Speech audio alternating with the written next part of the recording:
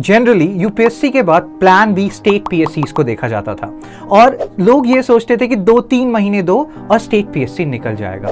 लेकिन because of the share competition आप state पीएससीज को बिल्कुल भी लाइटली नहीं ले सकते हैं। और इन सारी बातों को ध्यान में रखते हुए sleepy classes IAS state PSC specific courses लेके आ रहे हैं। हमारे काफी सारे स्टूडेंट्स हैं जिन्होंने उड़ीसा पीएससी निकाला है, यूपी पीएससी निकाला है, जेके पीएससी निकाला है और ये नंबर कंटिन्यूअसली बढ़ रहा है। अगर आप चाहते हैं कि आप इन टॉपर्स का पार्ट बने, इन टॉपर्स में से एक बने, तो जुड़े स्लीपी क्लासेस आईएएस के साथ।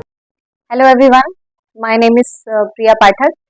I'm from Satna district and in the recently declared result of MPPSC 2019, I have secured rank 1 and I'm here with you all to share my journey at MPPSC. तो मैंने अपनी जो preparation है वो 2018 से start करी थी स्पेसिफिकली फॉर MPPSC। मैंने कोशिश की है ज़्यादातर जो ऑनलाइन माध्यमों से भी मैंने पढ़ाई की है और साथ ही साथ जो भी ऑफलाइन कंटेंट अवेलेबल है मार्केट में मैंने उसका भी बिल्कुल यूज़ किया है। और जहाँ तक सारी प्रीलिम्स जैसे हमें पता है कि जो एग्ज़ाम है वो 3 स्टेजेस का एग्ज़ाम है। आपका प्रीलिम्स है, देन मेंस है, फिर इंटरव्यू है।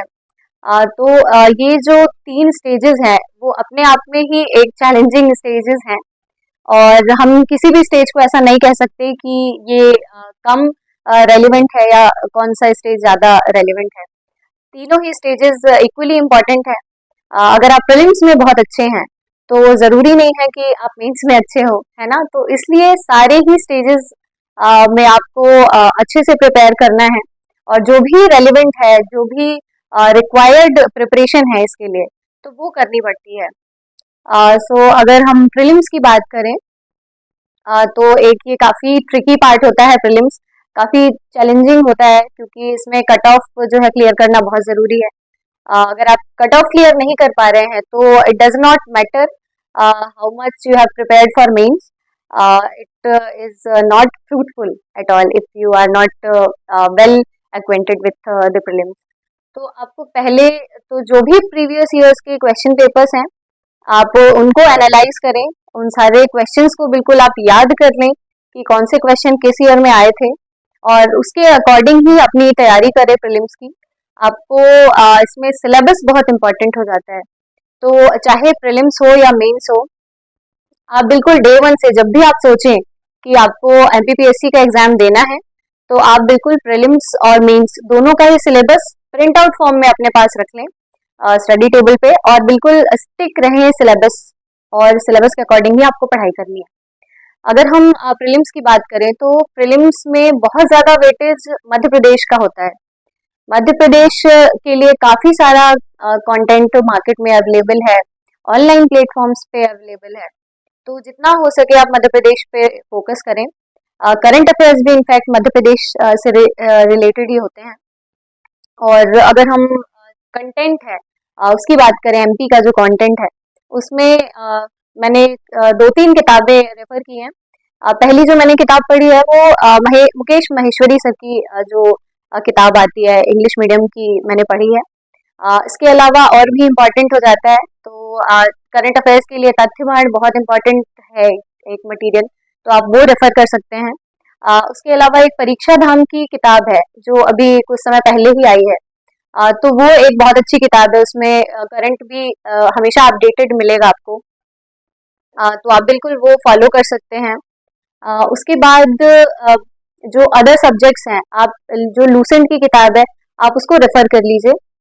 एक बार एटलीस्ट आप 1-2 बार रीड कर लें पूरी लूसेंट की बुक। उसमें आपको हिस्ट्री मिल जाएगा, ज्योग्राफी मिल जाएगा, पॉलिटिकल जो पॉलिटी है वो मिल जाएगी। उसके अलावा साइंस के जो तीनों ब्रांचेस हैं, फिजिक्स, केमिस्ट्री, बायोलॉजी, तीनों दिया हुआ है। तो आप लूसेंट को एक बार पढ़ लें अच्छे से। उसको आप एक बार पढ़ लेंगे तो आपको आइडिया हो जाएगा बेसिक जो ज़रूरी है प्रीलिम्स के लिए, फैक्चुअल नॉलेज आपका बढ़ जाएगा क्योंकि एक बुक में ही आपको सारे सब्जेक्ट्स मिल जाते हैं। तो आई थिंक वो फ्रूटफुल है अगर आप लूसेंट पढ़ लेते हैं तो। उसके अलावा everything what you are preparing for prelims, no, you should supplement everything with solving multiple choice questions। आपको MCQs सॉल्व करना ही है और प्रीलिम्स में किस तरह से जो क्वेश्चंस है उसको सॉल्व करना है, इसकी आपको हैबिट बना लेनी चाहिए। तो प्रीलिम्स के लिए आप बिल्कुल टेस्ट फॉलो कर सकते हैं, ऑनलाइन भी टेस्ट अवेलेबल रहते हैं, तो ऑफलाइन भी रहते हैं। आपको जो भी प्रेफरेबल आपका माध्यम है आप उसका यूज करें। अगर आप अपने घर से प्रिपेयर कर रहे हैं तो ऑफलाइन ऑनलाइन भी आपको बहुत मिल जाएंगे। क्वेश्चंस बहुत सारे रहते हैं जो कई सारे प्लेटफॉर्म पे फ्री ऑफ कॉस्ट रहते हैं। चाहे वो यूट्यूब के माध्यम से आपको करंट अफेयर्स रिलेटेड एमसीक्यूज हो, अदर सब्जेक्ट रिलेटेड एमसीक्यूज हो, वो मिल जाते हैं। आपको टेलीग्राम पे बहुत सारे क्वेश्चंस मिल जाते हैं। टेलीग्राम पे तो आई थिंक वो भी आता है कि जो टाइम टू टाइम एक टेस्ट भी वो लोग रखते हैं उसमें ग्रुप्स वगैरह पे, तो वो आप बिल्कुल फॉलो कर सकते हैं। तो उसमें क्या होगा कि आपकी जो क्वेश्चन सॉल्व करने की जो हैबिट है वो बनी रहेगी, तो वो इवेंचुअली प्रीलिम्स में आपको हेल्प करेगी। और क्वेश्चंस को सॉल्व करना उतना ही ज़रूरी है जितना आपको पढ़ाई करनी ज़रूरी है प्रीलिम्स की, ठीक है। और उसके बाद बात करते हैं मेंस की। तो जो मेंस का पैटर्न है वो इस तरह से है कि आपको 6 दिन कंटिन्यूस एग्जाम्स हैं, तो आपको इस तरह से अपने नोट्स प्रिपेयर करने हैं कि आप रिवाइज कर सकें 6 दिन, क्योंकि कंटिन्यूस पेपर्स हैं, एक भी दिन का गैप नहीं है, तो आपके नोट्स इस तरह से बने होने चाहिए कि आपको रिवीजन में आसानी रहे। 6 पेपर्स हैं, पेपर 1, 2, 3, 4, 5 एंड 6। और तो पेपर 1 के लिए तो काफ़ी टाइम मिल जाता है, आप 3-4 दिन पहले से भी पढ़ेंगे तो पेपर 1 कवर हो जाता है। पेपर 2 थोड़ा लेंदी है, तो उसके हिसाब से आपको एकदम नोट्स प्रिपेयर करने हैं। वैसा ही पेपर 3 है। पेपर 4, 5 और 6 ये छोटे पेपर्स हैं, तो इसमें आई थिंक टाइम मैनेज हो जाता है। तो अगर हम पेपर 1 की बात करें तो पेपर 1 में हिस्ट्री है, ज्योग्राफी है। तो हिस्ट्री के लिए जो तीनों ब्रांचेस है, वर्ल्ड हिस्ट्री तो नहीं है, 19 में था। तो जो ancient, medieval and modern history है, इसके आपको नोट्स अच्छे से बना लेने हैं। जो भी प्रिपेयर्ड जो एनसीईआरटीज हैं आप वो पढ़ सकते हैं। एनसीईआरटीज में आपको सारा डिटेल मिल जाएगा, आपका एक फाउंडेशन भी बन जाएगा, क्योंकि हिस्ट्री फैक्ट बस से और एसोसिएटेड नहीं है, सिर्फ फैक्ट्स नहीं है जब हम हिस्ट्री की बात करते हैं। तो और याद करने में भी वो टफ होता है, तो अगर आप किताब से बहुत अच्छे से पढ़ रखा होगा आपने हिस्ट्री, तो आपको फैक्ट भी याद करने में समस्या नहीं होगी। तो आप एनसीईआरटीज फॉलो कीजिए। और ज्योग्राफी के लिए भी 11th एंड 12th की एनसीईआरटीज ज़रूरी है। फिजिकल ज्योग्राफी 11th की बुक है, वर्ल्ड ज्योग्राफी है, तो वो आप पढ़ें। और उसके अलावा आप नोट्स प्रेफर कर सकते हैं, जो भी मार्केट में कंटेंट अवेलेबल है, और कोशिश करें कि आप एक बार एनालाइज कर लें कौन सा कंटेंट ज़्यादा अच्छा है। मतलब कॉम्प्रिहेंसिव जो सिलेबस का कवरेज आपको किसी भी उसमें नहीं मिलेगा। तो आप ये बिल्कुल मेंटालिटी नहीं रखें कि आप एक मटेरियल से पढ़ेंगे और वो सारा सिलेबस आपको प्रोवाइड करा देंगे। आप थोड़ा बहुत आपको अलग से भी एफर्ट करना होगा। आप एक सोर्स फॉलो कीजिए बिल्कुल, लेकिन एक सोर्स वो आपकी खुद की नोट्स होने चाहिए। तो वो कब होगा, जब आप 3-4 सोर्सेज देखेंगे, अपना सिलेबस देखेंगे, और उस सिलेबस के अकॉर्डिंग आप हर एक सोर्स से अपने लिए रेलिवेंट मटेरियल छाटेंगे और अपने नोट्स प्रिपेयर करेंगे। तो इस तरह से आपको पेपर 1 के लिए पढ़ाई करनी है। Then comes the paper 2। Paper 2 में पॉलिटिकल साइंस है, पॉलिटी है, पूरा कॉन्स्टिट्यूशन आपको पढ़ना है इसमें। पबेड है, सोशोलॉजी है, हेल्थ है, एजुकेशन है, वेलफेयर स्कीम्स हैं। तो ये काफ़ी लेंदी पेपर है, और आई थिंक पेपर 2 मेरा थोड़ा ऐसा रहा है कि उसमें पेपर छूटने के चांसेस बहुत रहते हैं। तो कोशिश ये कीजिएगा कि आप नोट्स बहुत अच्छे से बना लें, ताकि आपको भूले नहीं। कॉन्स्टिट्यूशन एक ऐसा सब्जेक्ट है जो I think most of the aspirants का फेवरेट सब्जेक्ट होता है, मेरा भी रहा है। लेकिन ऐसा नहीं करना है कि फेवरेट सब्जेक्ट है तो आप उसे थोड़ा कॉम्प्रोमाइज कर लें। फेवरेट सब्जेक्ट है, फिर भी आपको उसमें उतना ही देना है समय जितना आप बाकी सब्जेक्ट्स के लिए दे रहे हैं। जैसे पबेड है, तो पब्लिक एडमिनिस्ट्रेशन और सोशोलॉजी के लिए कंटेंट अगर मैं बोलूँ तो जो मैंने फॉलो किया है वो निर्माण का कंटेंट एक अच्छा कंटेंट है, जो कि आप फॉलो कर सकते हैं बिल्कुल। और उसमें थोड़ा रिपीटेटिव होता है, लेकिन आपको कवरेज मिल जाएगा सिलेबस का, और उसमें से फिर आपको रेलिवेंट जो क्वेश्चन की नीड्स के अकॉर्डिंग जो आपको कंटेंट निकालना है वहाँ से आप जो है वो निकाल सकते हैं और अपने लिए नोट्स प्रिपेयर कर सकते हैं। जहाँ तक स्कीम्स की बात है तो स्कीम्स रिवाइज करना बहुत ज़रूरी है। कई बार ऐसा होता है कि जो पर्टिकुलर स्कीम है वही 5 नंबर में आपको लेता है, तो आपको स्कीम्स भी एग्जाम के टाइम पे, एग्जाम के पहले रिवाइज करके जाना है। और रही बात पेपर 3 की, पेपर 3 काफ़ी डायनामिक हो गया है। काफ़ी क्वेश्चंस ऐसे आते हैं जो कि नहीं, कंटेंट नहीं होता है क्वेश्चन का, लेकिन इसका मतलब ये नहीं है कि आपको उसी हिसाब से पढ़ाई करनी है। आप जो भी सिलेबस में है आपके, आप उसे कंप्लीट करके जाएं। और अगर एक आध दो क्वेश्चन ऐसे आते भी हैं जो कि जिनका कंटेंट नहीं है, या फिर कई बार ऐसे क्वेश्चन है जैसे BSc-PR थ्योरी आया था 2020 में, तो ये ऐसा क्वेश्चन है कि जनरली मोस्टली स्टूडेंट्स को नहीं आया होगा, मुझसे भी नहीं आया था। तो ऐसे क्वेश्चंस में अपना आई थिंक दिमाग नहीं लगाना है। जो भी सिलेबस है उसको आपको पूरा कवर करना है, और उससे बाहर जो भी जाता है तो वो कोई भी नहीं कर पाएगा, है ना। तो सिलेबस अगर आप ने कर रखा है तो आपको मोस्टली जो है पेपर जो है कवर हो जाएगा, आप पूरे क्वेश्चंस अटेम्प्ट कर पाएंगे। जो फिजिक्स है, केमिस्ट्री है और बायोलॉजी है, तो उसमें केमिस्ट्री और फिजिक्स का वेटेज थोड़ा है, तो फिजिक्स और केमिस्ट्री को थोड़ा आप अच्छे से पढ़ें। कुछ कुछ न्यूमेरिकल्स भी पूछ लेते हैं, पर वो बहुत टफ न्यूमेरिकल नहीं है। जैसे जो अदर बैकग्राउंड के स्टूडेंट है अदर देन साइंस, तो उनके लिए मतलब मैं यही कहूँगी कि जो कुछ कुछ फॉर्मूले हैं आप उन्हें याद कर लें, बहुत बेसिक फॉर्मूले हैं। काइनेटिक एनर्जी का फॉर्मूला हाफ mv² है। Force is equal to mass into acceleration है, ये हम 9th-10th में भी पढ़ते हैं। तो जो बहुत बेसिक फॉर्मूले हैं आप उन्हें याद कर लें। जैसे अगर क्वेश्चन इस तरह से आते हैं तो ऐसे ही बेसिक क्वेश्चन वो न्यूमेरिकल के रूप में आएंगे। जो भी कंटेंट है आपका उसको लेकर के, फिजिक्स और केमिस्ट्री को लेकर के, आप एक साइंस की जो लूसेंट आती है साइंस वाली, आपको वो पढ़नी है। आप उसको एक बार रीड कर लीजिए, और उससे ये होगा कि जो एक्चुअल प्रिंसिपल हैं, कुछ कुछ फिजिक्स के लॉज हैं और केमिस्ट्री के जो लॉज हैं वो आप कवर कर लेंगे। तो अगर 3 नंबर में पूछता भी है तो वो आपसे बन जाएगा। तो एक बेसिक 1-2 लाइन आप लिख के रखें इन लॉज के बारे में, जिससे अगर वो क्वेश्चन आता है तो वो छूटे नहीं, और ऐसा ना हो कि आप आपसे बना नहीं है वो, है ना। तो आप इस तरह से कवर कर सकते हैं। इन्वायरमेंट है, एनर्जी है, तो एनवायरमेंट में जो भी सिलेबस में दिया हुआ है आप इस सिलेबस के पूरे प्रॉपर नोट्स बनाएं। 11 मार्क के अकॉर्डिंग आप जो टॉपिक्स हैं उनको लिख लें अपने पास, और उन्हें रिवाइज करते रहें।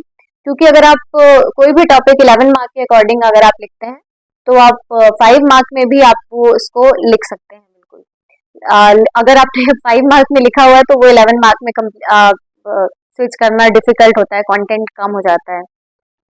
तो आपको सारा कंटेंट उस हिसाब से आपको 11 मार्क के अकॉर्डिंग भी लिखना है। और आप कोशिश करें कि कोई भी एक टॉपिक जो भी आप पढ़ रहे हैं उसके डायमेंशन सारे कवर कर लें। अगर आपने करप्शन पढ़ा है तो करप्शन से रिलेटेड जितने भी एस्पेक्ट हैं वो आप पूरे कवर कर लें।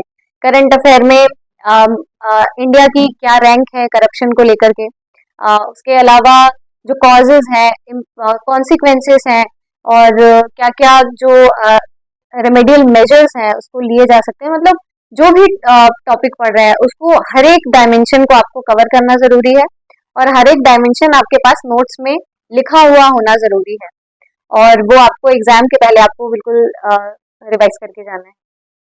और एनर्जी का जो यूनिट है, कमिंग बैक टू पेपर 3, तो एनर्जी की यूनिट में जो रिन्यूएबल सोर्सेस ऑफ एनर्जी है उसमें जो करंट स्टेटस है उनका, वो आपको एक आध साल पुराना डेटा चल जाएगा। अब बहुत पुराना ना लिखें, जो भी जैसे बायोमास एनर्जी कितनी है, सोलर एनर्जी कितनी है, विंड एनर्जी का जो इंस्टॉल्ड कैपेसिटी है वो कितनी है, ये आप लिख के रखें। और जो समिट हो रहे हैं और INDC गोल्स वगैरह हैं, SDG गोल्स हैं, आप इन्हें याद करें, याद रखें। तो जो भी अगर क्वेश्चन आ रहा है एनवायरमेंट से रिलेटेड या एनर्जी से रिलेटेड, तो वो आप SDG गोल्स उसमें आप लिख सकते हैं, मेंशन कर सकते हैं, जो कि एक अच्छी इंट्रोडक्टरी लाइन या फिर कंक्लूसिव लाइन वो बन सकता है। Then coming back to paper 4, तो पेपर 4 एथिक्स का पेपर है। छोटा पेपर है लेकिन काफी स्कोरिंग पेपर है। उसमें हम 2-3 पार्ट में इसको डिवाइड कर लेते हैं, 3 पार्ट में। पहला पार्ट थिंकर्स का आ जाएगा, जिसमें बहुत सारे जो थिंकर्स हैं वो दिए हुए हैं। आपको उनका एथिकल पर्सपेक्टिव से ही आपको उन थिंकर्स को पढ़ना है, और जो भी थिंकर्स के थॉट्स हैं वो सारे, और उनकी आइडियोलॉजीज हैं वो आपको सारी पढ़नी है। क्योंकि पिछले 2 साल में भी हमने देखा कि जो एक थिंकर पूरा पूरा नहीं, लेकिन उनके जो कोई एस्पेक्ट है वो पूछ ले रहा है, तो वो आपको 2 पेज में लिखना है, 20 मार्क का है। तो वो बहुत ज़्यादा आपको कंटेंट अवेलेबिलिटी कम हो जाती है। तो उसके लिए आपको ये करना है कि जो इम्पोर्टेंट थिंकर्स हैं, जो भी थिंकर्स तो सारे ही पढ़ने होंगे, थिंकर्स में भी जो इम्पोर्टेंट एस्पेक्ट है उनका भी कंटेंट आप के पास रहे। दूसरा आता है कि अदर जो आपको यूनिट्स दिए हुए हैं, तो उन यूनिट्स में जैसे फाउंडेशन वैल्यूज हैं, तो हर एक फाउंडेशन वैल्यूज आप 5 नंबर में आप लिख के रखें। आप एथिक्स का कोई भी क्वेश्चन हो, आप कोटेशन से स्टार्ट कर सकते हैं। कोटेशन मुझे लगता है एक बहुत अच्छा एक माध्यम हो सकता है आपका इंट्रोडक्शन चालू करने के लिए। तो आप कोटेशंस कुछ कुछ याद रख लीजिए। स्वामी विवेकानंद के कोटेशंस हैं, महात्मा गांधी के हर एक फील्ड में जो है उनके कोटेशंस हैं, पीस को लेकर के है, और जो भी अदर वैल्यूज हैं, टॉलरेंस को लेकर के है, ट्रूथ नॉन वायलेंस को लेकर के है। तो इन सारे जो टॉपिक्स हैं इन पर उनके स्टेटमेंट्स हैं। मुझे याद है जब 19 का एथिक्स का पेपर था, उसमें there was a question related to corruption, and at that time जो Biden was the president elect. तो उनका शायद मैंने न्यूज़पेपर में कोई स्टेटमेंट पढ़ लिया था करप्शन से रिलेटेड। तो जब क्वेश्चन आया था तो मुझे वो स्टेटमेंट याद रह गया किसी कारणों की वजह से। तो वो जो स्टेटमेंट है उनका, वो मैंने मेंशन किया था। वो काफी नया स्टेटमेंट था। वैसे करप्शन के लिए तो हम बहुत सारे जो कोट हैं वो पढ़ते हैं, लेकिन वो मैंने उसमें लिख दिया था। और तो इस तरह से आप कोई भी कोटेशंस हैं, आप कोटेशंस उन्हें याद करें और उनको बार बार पढ़ें तो वो याद हो जाते हैं। और फिर कोई जो भी क्वेश्चन है, अगर वो कोटेशन उसमें आ पा रहा है तो आप बिल्कुल उसको डालें, और एक वो अच्छा जरिया है क्वेश्चन को शुरू करने का। उसके अलावा आती है केस स्टडीज। तो केस स्टडीज जो है बहुत सिंपल आती है, जो पिछले 2-3 सालों में हमने देखा, काफी सिंपल है केस स्टडी। तो इसमें आपको करना क्या है कि आपको एक राइटिंग पैटर्न डेवलप करना है केस स्टडी सॉल्व करने का। सॉल्व करने जितना नहीं आता है, लेकिन आपको एक टेक्निक डेवलप करनी है कि आपको केस स्टडी किस तरह से अटेम्प्ट करनी है। उसमें आप जैसे अगर कोई भी केस स्टडी सपोज दे रखी है, तो उसमें बहुत सारे लोग मेंशन होंगे, बहुत सारे इश्यूज होंगे।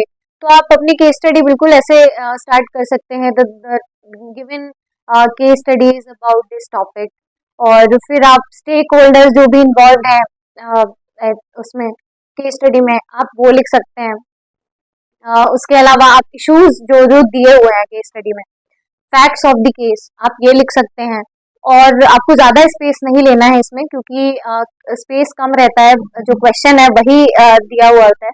तो आप केस स्टडी के बारे में बहुत सारा स्पेस नहीं ले सकते हैं। फिर आप क्वेश्चन में डायरेक्ट जंप कर जाए और क्वेश्चन अटेम्प्ट करें, और थोड़ा सा आंसर जो पैटर्न है वो अपने अपने हिसाब से आप डेवलप करें, ताकि केस स्टडी में आपको मार्क्स मिल जाए।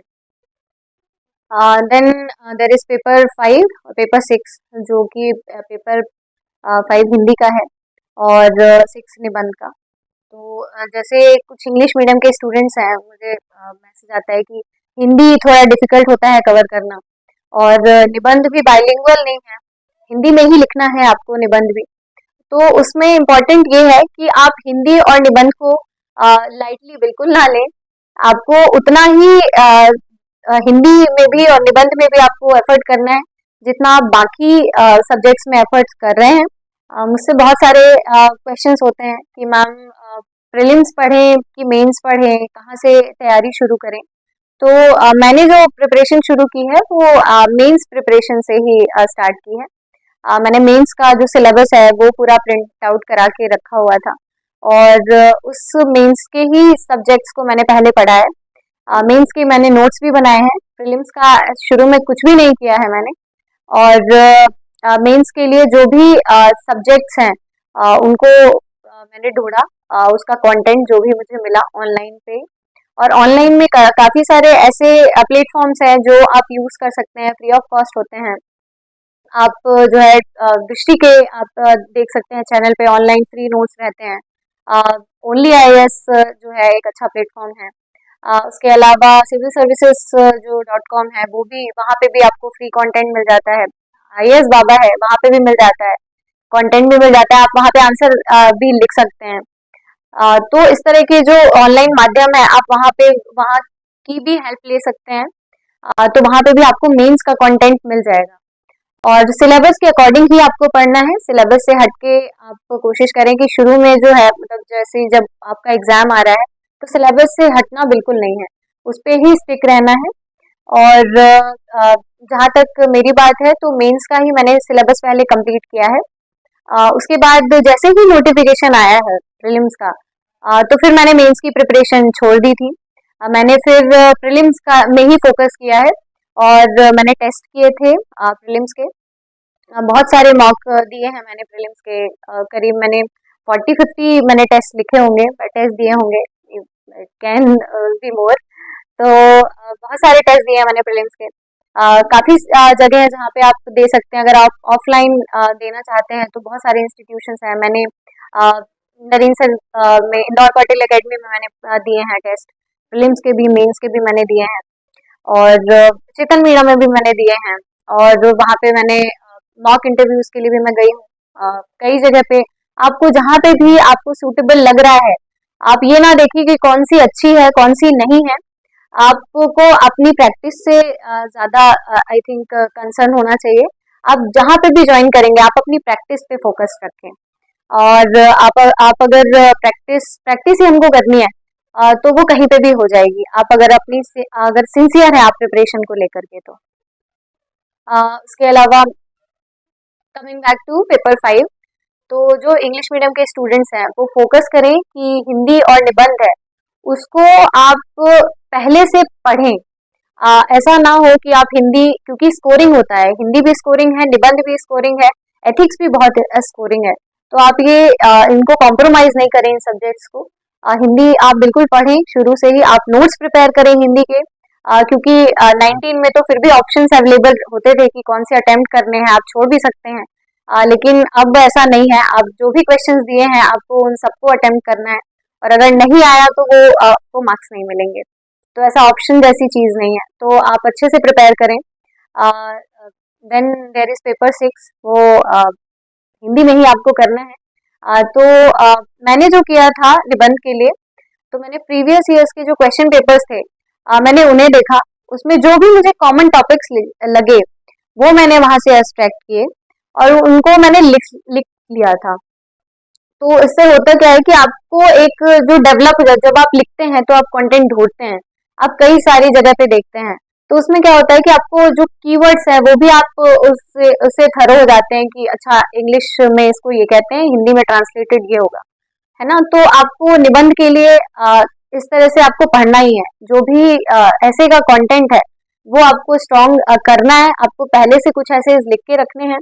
जैसे मैंने एक पर्यावरण बहुत ही कॉमन है, और पर्यावरण में आपको क्लाइमेट चेंज भी आ जाता है, ग्लोबल वार्मिंग भी आ जाता है ना, क्लाइमेट एक्शन भी आ जाता है, एनर्जी भी आ जाता है। तो ये सारे टॉपिक्स मैंने लिख के रखे थे। उसके अलावा जो कुछ कुछ करंट में इवेंट होते हैं, जैसे G20 समिट है, एक इम्पॉर्टेंट समिट है। कोप 26 और 27 जो होते हैं एवरी ईयर होता है, तो वो समिट है, आया हुआ है, वो 2020 में भी आया हुआ क्वेश्चन है। तो ऐसे जो क्वेश्चंस हैं सारे, तो वो आते हैं और वो आप प्रिपेयर कर लीजिए उसको, ताकि क्योंकि आपको 4 पेपर अंग्रेजी में देने हैं, लेकिन हिंदी और जो निबंध है उसको तो आपको हिंदी में ही करना पड़ेगा। तो आपको प्रॉब्लम नहीं जाए ट्रांसलेशन में, इसलिए आप खुद पहले से ही लिख के रखें। तो उसमें होता क्या है कि जैसे कई बार ऐसा होता है कि जो कुछ कीवर्ड्स हैं, जैसे ग्लोबल वार्मिंग है सपोज, तो भूमंडलीय तापन आपको याद करने में समय नहीं लगना चाहिए।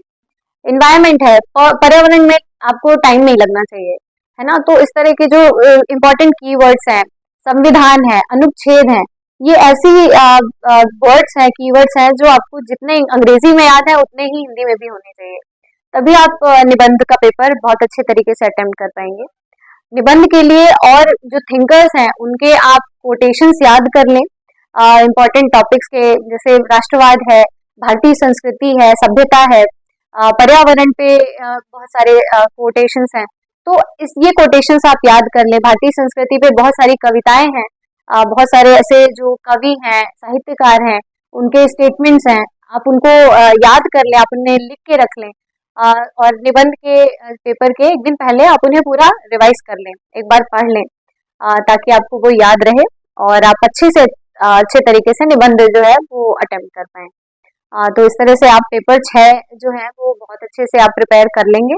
और जो जैसा हमें पता है कि 6 दिन बहुत हेक्टिक होता है, सारी चीजें रिवाइज करना मुश्किल होता है। आप ये फोकस ना रहे कि मुझे सारी चीजें रिवाइज करनी है, आपको पहले से आप कोशिश करें कि आप पहले से ही पढ़ रखा हो आपने सब, और उसके साथ में आपको रेस्ट करना भी उतना ही इम्पोर्टेंट है, हेल्थ का ध्यान रखना भी उतना ही इम्पोर्टेंट है उन 6 दिनों में। क्योंकि ऐसा होता है कि मेरे साथ जैसे था पेपर 3 तक तो अच्छा होता था, ठीक रहता था, लेकिन पेपर 4 से फिर मेरी तबीयत डाउनग्रेड हो जाती थी। पॉजिटिव बात यह है कि पेपर 6, पेपर 4, पेपर 5 और पेपर 6 ये छोटे पेपर्स हैं, तो उतनी दिक्कत नहीं होती है। जो हेक्टिक पेपर्स होते हैं, जो थोड़ा लेंदी होते हैं पेपर 3 तक, वहाँ थोड़ा प्रॉब्लम होती है, लेकिन पेपर 4 से फिर लीनियंट हो जाता है थोड़ा, तो फिर वो ठीक रहता है। आप इस तरह से जो है अपने पेपर जो है वो 6 पेपर्स आप कंप्लीट करें, अपने अपने अकॉर्डिंग आप स्ट्रेटेजी बनाएं। आप जैसे टॉपर्स की वीडियोस हैं, आप बिल्कुल टॉपर्स की वीडियोस देखें, उन्हें ब्लाइंडली फॉलो ना करें, अपनी भी एक स्ट्रेटेजी बनाएं जो भी आपके अकॉर्डिंग है।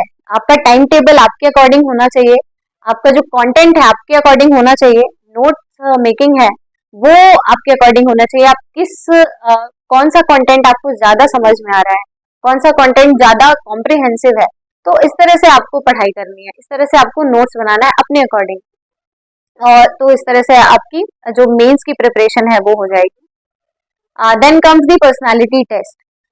तो इंटरव्यू जो स्टेज है वो बिल्कुल आपकी पर्सनालिटी ही चेक करते हैं, और उसमें सबसे इम्पोर्टेंट एस्पेक्ट है कि you should know who you are. आपको पता होना चाहिए, आपको अपनी हॉबीज के बारे में पता होना चाहिए, अपनी स्ट्रेंथ्स, अपनी वीकनेसेस, क्योंकि ये सारे ही क्वेश्चंस आपसे होंगे। उसके अलावा जो एक हॉबी है अगर है तो ठीक है, अच्छी बात है, आप उसे बिल्कुल परस्यू करें और उसके बारे में जो भी एस्पेक्ट्स कवर हो सकते हैं, चाहे डायरेक्ट हो इनडायरेक्ट हो, है ना, वो सारे कवर करें। और अगर कोई हॉबी नहीं है तो आप उसे डेवलप कर लें, क्योंकि इवेंचुअली वो 2 तरह से फायदा होगा। एक तो आपकी पर्सनैलिटी भी इम्प्रूव होगी, बूस्टअप होगी, और साथ ही साथ आपको इंटरव्यू में भी बहुत हेल्प मिलेगी। तो हॉबीज पे वर्क करें, अपने एजुकेशन क्वालिफिकेशन जिससे भी आपने ग्रेजुएशन किया है, 11th एंड 12th में जो भी आपने सब्जेक्ट लिया है, उसके बारे में आपको एक बेसिक नॉलेज होना जरूरी है। आप इंटरव्यू के टाइम पे थोड़ा आप प्रिपेयर कर लें, जो आपका ग्रेजुएशन सब्जेक्ट्स हैं उन्हें थोड़ा थोड़ा प्रिपेयर कर लें। और जैसे कई बार ऐसा होता है, मुझे स्टूडेंट्स बोलते हैं कि मैम बहुत टाइम हो गया ग्रेजुएशन किया हुआ, अब तो भूल गया है, तो अब कैसे हो, और क्वेश्चन जो है वो पूछे जा रहे हैं, तो इतना टाइम हो गया है तो वापस से पढ़ना जरूरी है क्या? तो मैं यही कहूंगी कि जो क्वेश्चंस हैं, क्योंकि आपका इंटरव्यू है, मार्क्स आपको चाहिए, तो आपको एफर्ट भी करना पड़ेगा। भले ही टाइम ज्यादा हो गया है, वो आपसे बहुत डीप में नहीं पूछेंगे, आपको एक बेसिक नॉलेज होना बहुत जरूरी है, क्योंकि आप एक सिविल सर्वेंट बनने जा रहे हैं, तो जो भी आपने एजुकेशन लिया है उसका बेसिक नॉलेज आपको है या नहीं, वो वही आपका वो टेस्ट करते हैं नॉर्मली। जनरली ये मेंस आप क्वालिफाई करके जाते हैं, तो वो तो उन्हें पता होता है कि आप एक सिंसियर स्टूडेंट है, तभी आप मेंस क्वालिफाई कर पाए हैं। तो वो बिल्कुल आपकी पर्सनालिटी देखते हैं, आपका बेसिक नॉलेज चेक करते हैं, दैट्स इट।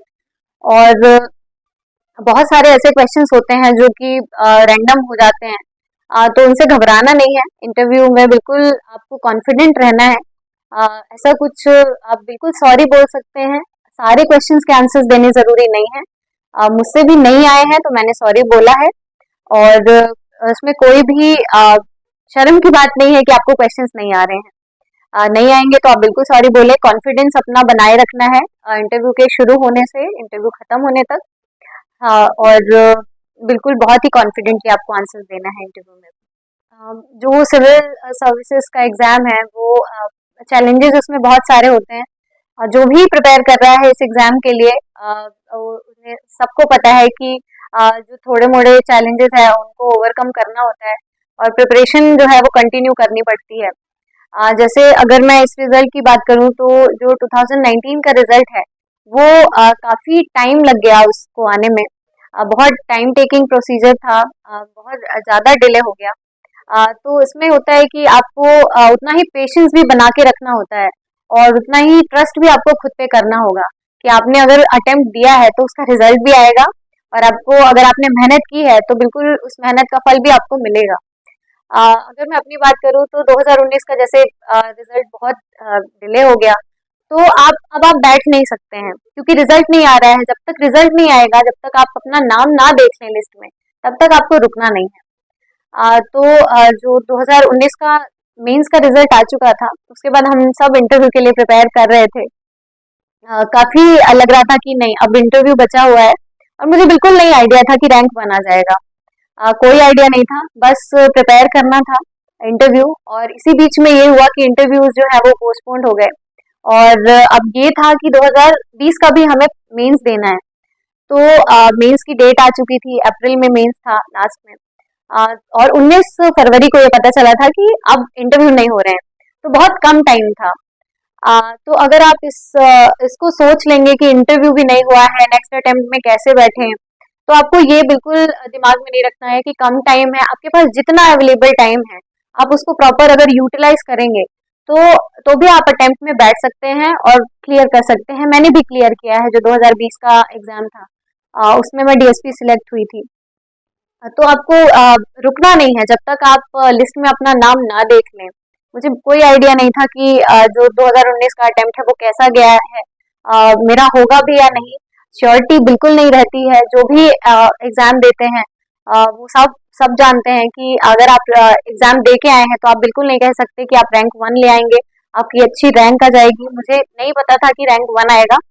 मुझे बस होप थी कि अगर 2020 में कुछ टाइम की प्रिपरेशन में अगर मेरा डीएसपी पे सिलेक्शन हो सकता है, तो 19 में मेरी प्रिपरेशन अच्छी थी। तो हो सकता है कि मैं डीएसपी से मैं डेप्यूटी कलेक्टर बन जाऊं, लेकिन रैंक 1 बिल्कुल भी अनएक्सपेक्टेड था। तो मैं यही कहूंगी कि अपने आप को इतना मोटिवेटेड रखना है, हार नहीं माननी है और जब तक ये जर्नी आपको खत्म नहीं करनी है, जब तक आप रिजल्ट अपना ना देख लें। एक बार आप रिजल्ट देखेंगे तो जो भी चैलेंजेस आपने फेस किए हैं वो सारे ही it they will all be worth it. आपको वो जर्नी खुद ही इंटरेस्टिंग लगने लगेगी एक बार अगर आप अपना रिजल्ट देख लेते हैं तो, अगर आप क्वालिफाई कर जाते हैं तो।